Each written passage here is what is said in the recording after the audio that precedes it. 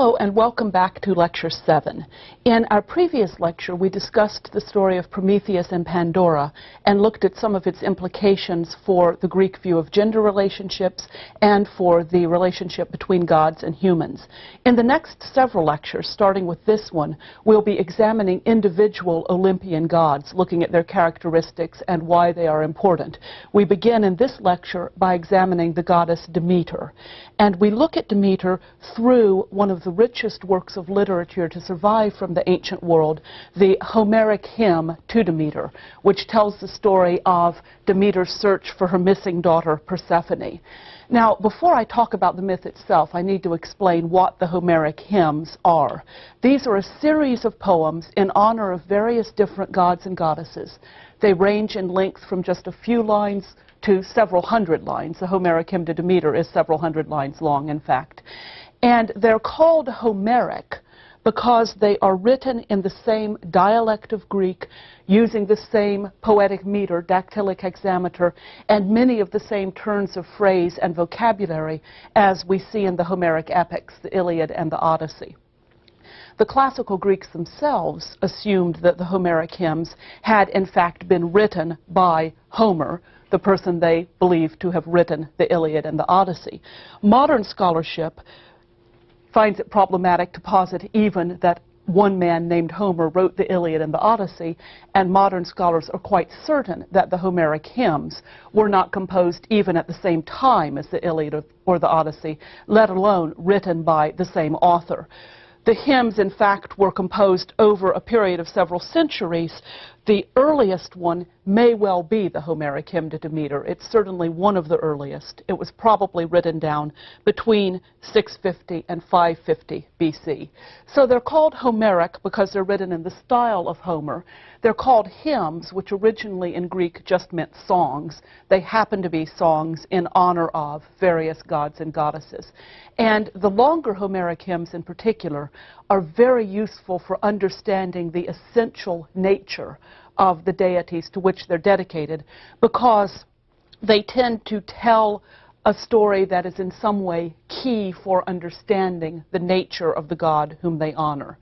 So the Homeric Hymn to Demeter tells the story of Demeter's search for her missing daughter, Persephone. Now, the work is important not just because it's a beautiful poem from a relatively early era of Greek literature. It's also important because the myth it recounts, the story of Persephone's abduction by Hades, god of the underworld, and Demeter's search for her, is open to a great variety of interpretations. It's a very fruitful myth to look at from all sorts of angles. And mainly because it deals with those important questions again. Questions of gender roles, of sexuality, of marriage customs, the relative power of different deities, what Demeter can and cannot accomplish to rescue her daughter, and last but by no means least, the hymn touches on the whole issue of human mortality, of human death, and how we approach death. In addition, the myth of Persephone's abduction and Demeter's search for her is one of the very few myths preserved in ancient literature that has a clear and direct connection with a specific ritual where we know what the ritual was, at least more or less we know what the ritual was, and we can see how the myth interacts with it. The ritual in question in this case is a ceremony held in honor of Demeter at Eleusis, a town near Athens. The ceremony was called the Eleusinian Mysteries. It was one of the most important religious festivals of ancient Greece, and we'll talk about it in detail in the next lecture. Finally, the Homeric Hymn to Demeter preserves one of the most clearly and transparently etiological of all surviving myths. As I mentioned in a previous lecture, Persephone's disappearance into the underworld and reappearance for 2/3 of each year, during which time grain grows, while the grain is gone when she's in the underworld, that very clearly serves as an explanation or an etiology for the seasons, for why grain does not grow during a portion of the year. So this one myth encapsulates all sorts of angles on myth, all sorts of aspects of myth, as well as being in itself an interesting and compelling story. Now, the basic story of Persephone's abduction by Hades is fairly simple. Demeter, again the goddess of grain and agriculture, had a single daughter, Persephone. Persephone's father was Zeus, so Zeus and Demeter mated once and produced a daughter, Persephone.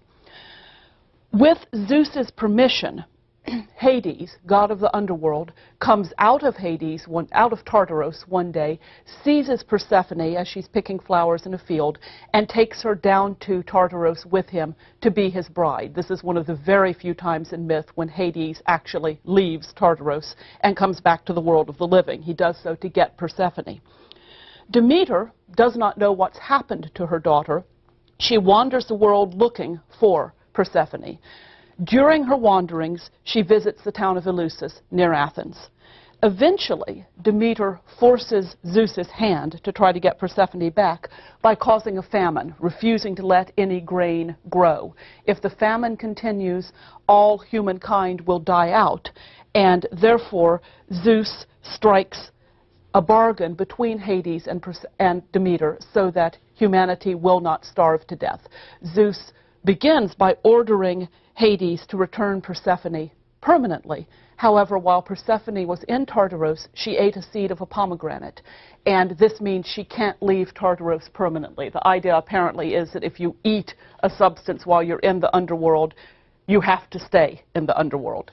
So the compromise that's reached under Zeus's mediation is that Persephone will spend 1/3 of the year in Hades, in Tartaros with her husband Hades, and 2/3 of the year on Olympus with her mother Demeter.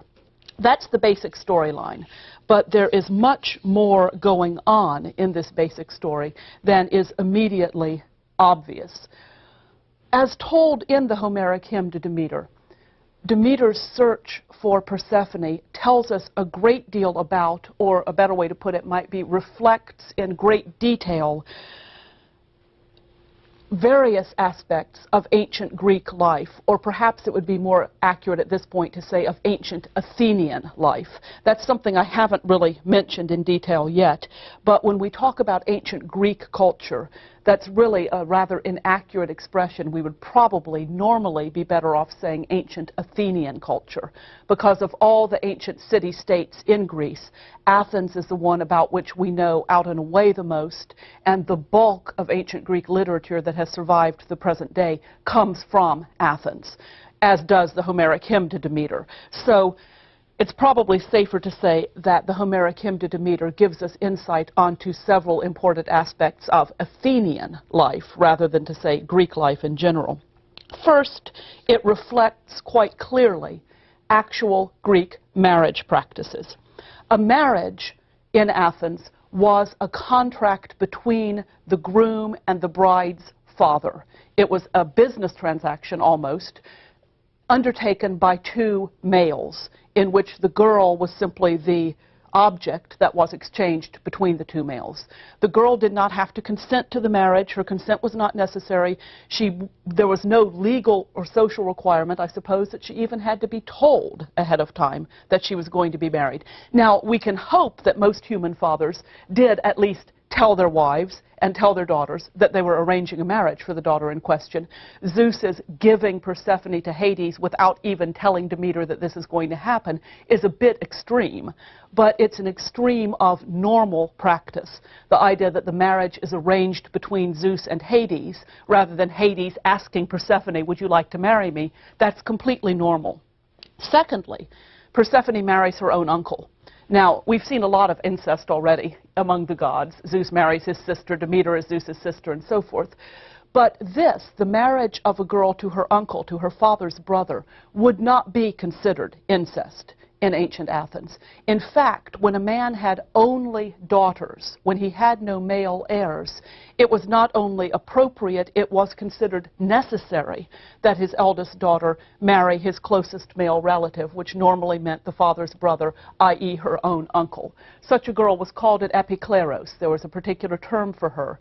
An epikleros was a daughter who was her father's heir. And yet, legally speaking, women could not inherit property in ancient Athens. Now, a man wanted his property to remain within his family. Normally, he would hand it down to his sons. A woman can't hold property in her own right. If she marries outside her family, then the family's property goes to another family. That is considered unacceptable. So what do you do in this case? You marry the girl to the father's nearest male relative, normally her uncle, and therefore the property stays within her direct male family. So Persephone is acting as an epikleros when she's married off to her own uncle. She is the only child of the union between Demeter and Zeus, though of course she's not Zeus's only child in general. Another point that's worth making in this context is that human marriages in Athens and elsewhere in Greece as well were patrilocal. What that means is that the bride moved in with her husband's family. Now, I'm always interested at students' reactions when I say that, because so often I get the reaction of, well, of course, or that's only natural, or something along those lines. It's not natural. Nothing about marriage customs is natural. They're all constructed by cultures. The reason we tend to find the idea that the bride goes to join her husband's family rather than vice versa natural is because that's the same system that we still have in our culture. We see marriage as a woman joining her husband's family. That's why most American brides take their husband's names. Not all of us do, but most do, because we see marriage as a woman joining the husband's family, not vice versa. There have been cultures in which marriage means that a man joins his wife's family. But in ancient Athens, marriage was definitely patrilocal. So Persephone's being taken to the underworld is a rather severe example of that, but again, it's part of normal practice. Now, the reason I stress that, the reason this is important, is because in Athenian society, the patrilocal nature of marriage meant that human mothers and daughters would have greatly restricted contact after the daughter was married. Athenian women, at least Athenian women of the middle and upper classes, were not supposed to leave their homes. They stayed inside. They were sequestered. They went out of their homes normally only for family funerals and for a few religious festivals per year. This means, if you think about it, that if a daughter moved more than a very short distance indeed away from her family home upon her marriage, she and her mother would quite likely never or almost never see one another again. If the daughter moved next door, undoubtedly Athenian women went over to talk to the next door neighbor from time to time. I don't think they were actually locked up in their houses and unable to go out at all, but they were not able to move through the city freely. And of course, transportation pretty much meant your own feet or perhaps an animal or a cart that you could be carried in. So if a daughter on her marriage moved more than the very shortest distance away, she and her mother would almost never, or perhaps never at all, see one another again. And so the fact of marriage for girls and their mothers probably did invoke a great deal of sorrow of the kind that Demeter shows in the Homeric hymn, of mothers longing to get their daughters back and of daughters perhaps not being altogether willing to be married. The age of a bride at marriage, by the way, would have been about 13 or 14, so we're talking about very young girls here. The Homeric hymn to Demeter reflects not only the human experience of marriage, it also reflects the human experience of death and separation. And this is one of the very unusual things about this myth. In it, we see Demeter grieving for her daughter who is, in effect, dead. Now, that needs a little bit of explanation, perhaps. Why doesn't Demeter simply go to Tartaros to see Persephone? The answer to that is that Olympians can't, or at least don't, go to Tartaros. Hades is an exception because in the triple division he was given Tartaros as his domain, so he for the most part stays there and rules over Tartaros. Hermes is the only real exception to this rule. Hermes is a god we'll talk about in a later lecture. He's the messenger of the gods, among other things, but he's also the god who conducts the souls of dead humans to their new abode in Tartaros. So Hermes can cross into Tartaros and come back out again. But aside from that, Olympians normally cannot go to Tartaros. Persephone is there only because Hades has bodily taken her there as his bride. So the assumption that Demeter makes when she hears where Persephone is, Helios, the god of the sun, tells Demeter where Persephone is because from his vantage point in the sky he's seen her abduction. Demeter's assumption is that Persephone is gone, is lost.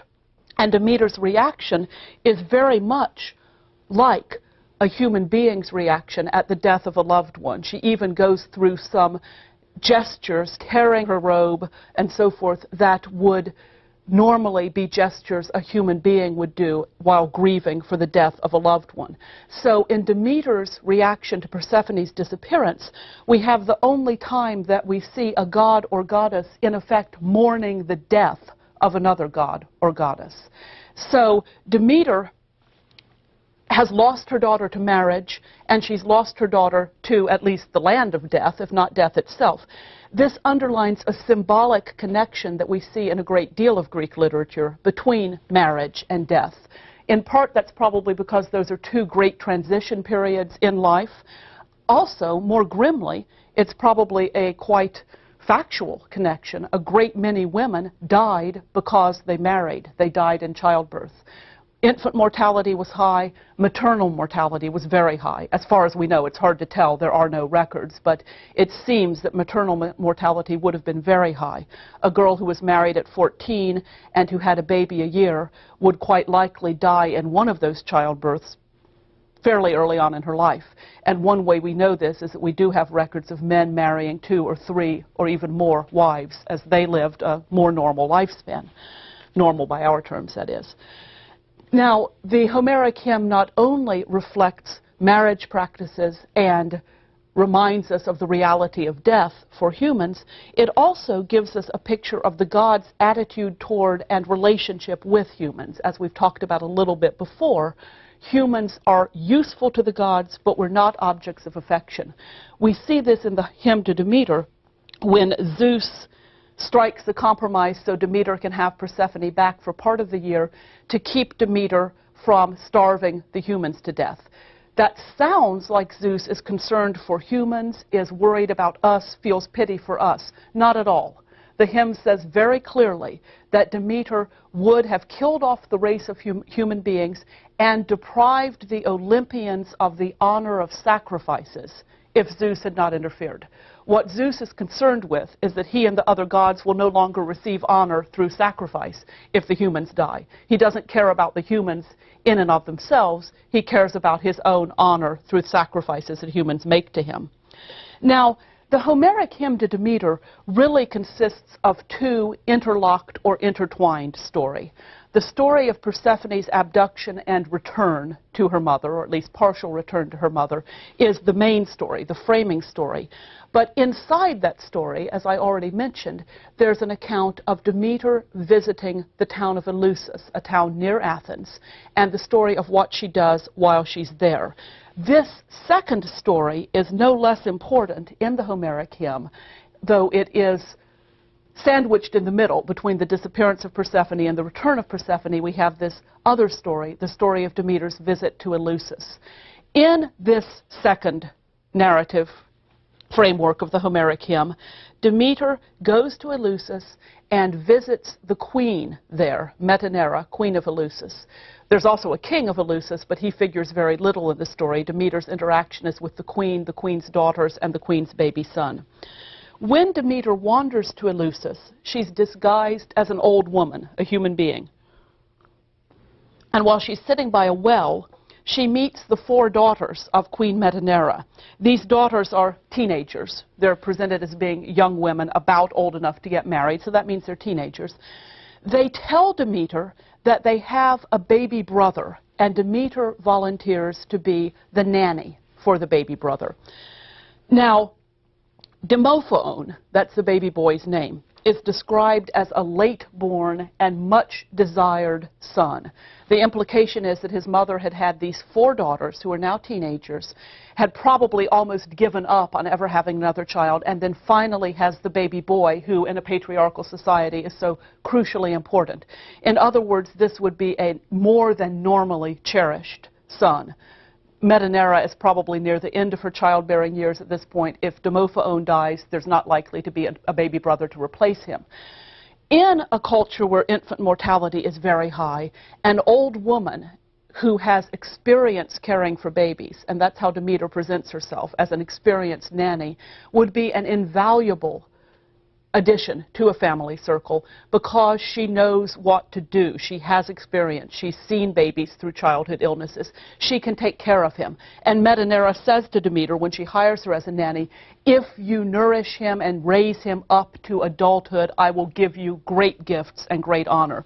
We tend to take it so much for granted that a baby once born is going to grow up to adulthood. We see it as an inversion of the natural order if the baby does not reach adulthood. In this culture, it's a very tenuous thing. Having a baby is just the beginning of it. You cannot assume that he'll live to maturity. So Demeter is hired to take care of this remarkably precious, late-born, and much-desired child. She, however, has another agenda. She sets out to make baby Demophoon immortal. She does this by anointing him with ambrosia and by putting him in the fireplace, in the fire, every night. The ambrosia apparently keeps him from burning. Metanera comes in one night, observes what Demeter is doing, and reacts in an understandable way as a human mother. She is absolutely horrified because what she sees is a crazed old woman burning her baby in the fireplace. Demeter's reaction to Metanera's horror is to grow angry. Demeter becomes very angry, scolds Metanera, and says that now Demophoon will not become immortal. And it's after that that Demeter causes the famine, and Zeus strikes the bargain by which she gets Persephone back. Now, the Homeric hymn does not recount Demophoon's fate after this encounter with Demeter, but other authors, including Apollodorus, tell us that he died. That when Demeter lost interest in him, stopped trying to make him immortal, the upshot was he died. So through this encounter with Demeter, the family loses their son. Demophoon probably dies. The Homeric hymn hints at that. It says when Metanera interferes, Demeter tosses the baby Demophoon down on the ground. His sisters run over to try to comfort him, but he won't be comforted because he's used now to an immortal nurse, and mortal ones do him no good. So the hymn seems to hint at a short life for Demophoon. Like the surrounding story of Persephone, the Demophoon episode offers a window into the nature of the gods it describes and the society that created them.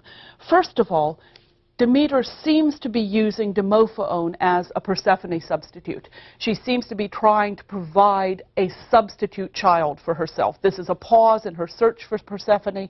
She's going to try to get herself another child instead.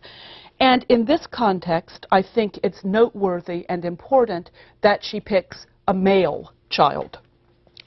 First of all, we can see this as Demeter attempting to repeat the pattern that we saw with Gaia and Rhea before her, gaining an immortal son that she's going to bring up to be her helper. Perhaps she's thinking in terms of when he grows up, she'll take her vengeance then on Zeus for depriving her of Persephone. Now, of course, it doesn't work, but that may be the motivation for trying to raise up an immortal son.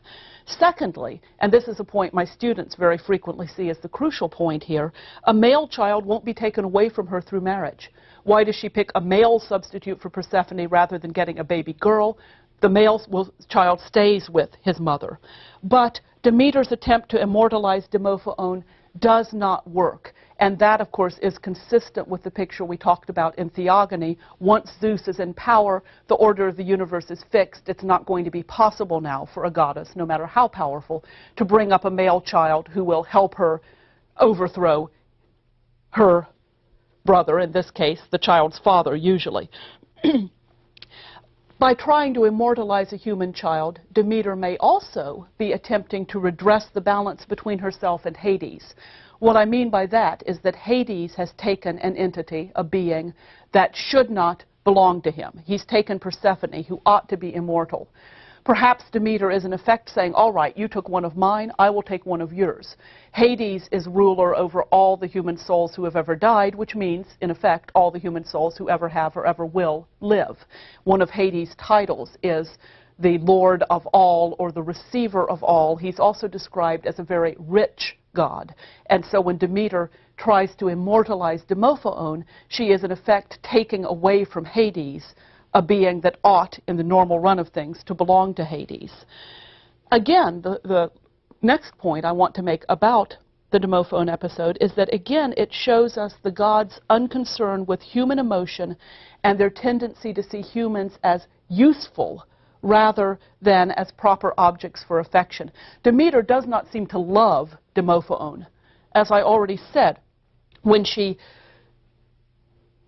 replies to Metanera's interference, when she grows angry at Metanera, she throws Demophoon to the ground. She loses all interest in him. She doesn't even look at him after that, as far as we can tell from the text. More importantly, perhaps, it doesn't seem even to cross Demeter's mind that she, if she succeeds in immortalizing Demophoon, she will be inflicting precisely the same kind of anguish on Metanera as Hades and Zeus inflicted on her, on Demeter. She's stealing someone else's baby. She's taking him permanently away from his mother. It does not even seem to cross her mind that she ought to have empathy for Metanera, that she ought to understand Metanera's grief if Metanera loses her child. That doesn't enter the picture. And another point that I want to make here is that Demeter says to Metanera, in effect, that this is all her own fault. Demeter says to Metanera, when Metanera interferes, "Men are too foolish to know ahead of time the measure of good and evil which is yet to come. You too were greatly blinded by your foolishness. The relentless water of the Styx by which God sware be my witness. Immortal and ageless forever would I have made your dear son. But now it is not possible for him to escape the fate of death." So it's Metanera's fault. And Demeter doesn't seem to even entertain the idea that a human mother might prefer to keep her child with her rather than have him become a god. Also, those lines reflect something that we've seen before and will see again, the idea that once a process has been initiated, that's how it will have to be done forever after. Think of sacrifice in the case of Prometheus. The flip side of that is when a process is interfered with, it's over. Demeter can't simply say, "Oh, never mind, Metanera, I'm not burning him, I'm making him immortal. Why don't you go pay attention to your daughters and I'll start this process over?" It doesn't work that way. Once Metanera has interrupted Demeter, apparently the attempt to confer immortality on Demophoon cannot then continue. Now, the Homeric Hymn to Demeter, along with all its other aspects, is an almost perfect example of the complex, multivalent nature of myth. It works on many levels at once. There are many different approaches to the Homeric Hymn to Demeter, many different ways to bring out different aspects of it. It can be analyzed according to probably just about every theory of myth that's ever been invented. Those who espouse Jungian psychology love this poem for the appearance in it of the archetypes of the mother, the maiden, the crone when Demeter is disguised as an old woman. Demeter is persuaded to agree to the compromise suggested by Zeus by her mother, so Rhea appears as the wise old woman as well. So the archetypes seem to be very fruitful in this myth. It can also, obviously, be read, I suppose in a more Freudian way, as a wish fulfillment fantasy for women or for humans in general. Human mothers in Athens must, at times, have wished very strongly that they could unmarry their daughters, so to speak, that they could get their daughters back. Human mothers can't. Once a daughter is married off, she's gone. But Demeter almost can. She gets Persephone back, at least for 2/3 of the year, which is pretty good. She undoes the marriage of her daughter, at least to a large extent. Similarly, all human beings, I think it's safe to say, at least at times, wish that death could be reversed. We want to get back those we love who have died. We can't do that. But in this case, death, in effect, is reversed. Persephone comes back from the land of the dead. So both as a wish fulfillment fantasy for women in regard to marriage and for humans in general in regard to death, the Homeric hymn works very well. Structuralists can find all kinds of contradictions to be mediated in this myth. The acceptance of death as opposed to the desire for life, the desire to remain a child as opposed to the necessity for marriage. Those sorts of things are very present in this myth. Adherents of the ritual theory can point to the Eleusinian Mysteries, which we'll talk about in the next lecture, and say, look how this myth grew directly out of ritual. Even Fraser's dying god, whom you remember was represented by the king of the wood, who was killed each year and annually replaced, even the dying god is not too far a stretch, since you can, if you like, see Persephone as personifying the grain that is cut down and buried each year and returns as new grain in the spring. That would be a dying goddess rather than a dying god, but close enough. But none of these theories, at least I think none of these theories, or others that I haven't run through quickly, accounts for the entire appeal of the hymn. It's a perfect example of what I said in the end of my lecture about theories, that each of them can be useful to elucidate parts of myth, but none of them seem to elucidate myth in general. All of these approaches to the Homeric hymn are valid, but none of them is sufficient. So in this lecture, we've looked at the story of Demeter and Persephone, and we've mentioned how it interacts with the Eleusinian Mysteries. In the next lecture, we'll look in detail at the Eleusinian Mysteries themselves, and then move on to look at other views of the afterlife and of what happens to the human soul after death.